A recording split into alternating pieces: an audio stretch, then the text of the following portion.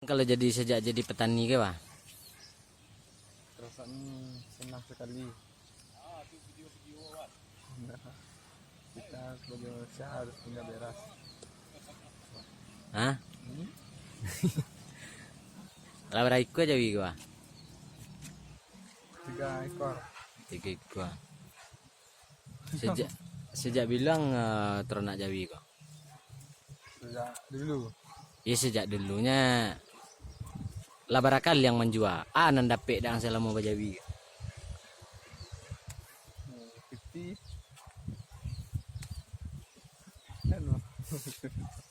Tuh.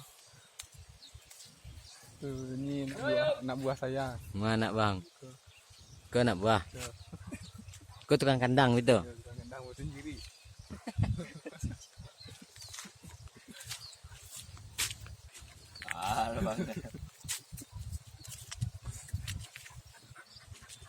Leken. Bola tukang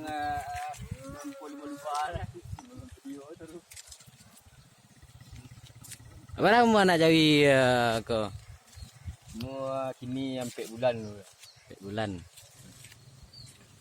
Yang main doa? Juga yang kos.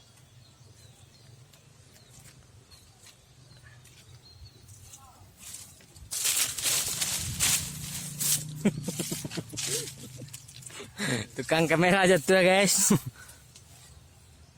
Jit, ambil lebuh Jit.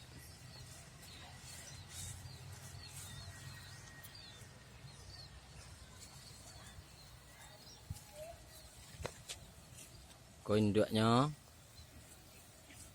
Ko anaknya 2. Anaknya lah mengisi loh.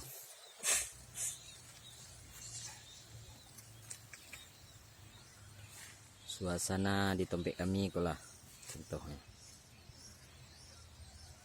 Hari paneh menyaringi. Kegiatan tak doa di Kubaluan Jawi nih. Jawi.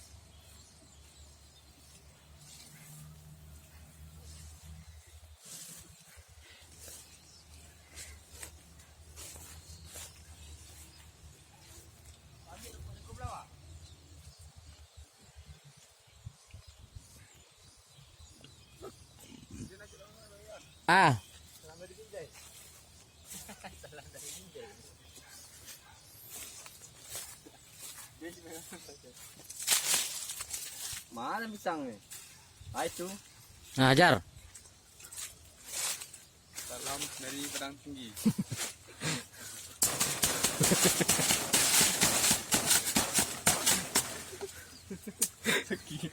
Apa boleh? Itu. Salam dari Padang Tinggi. Kan.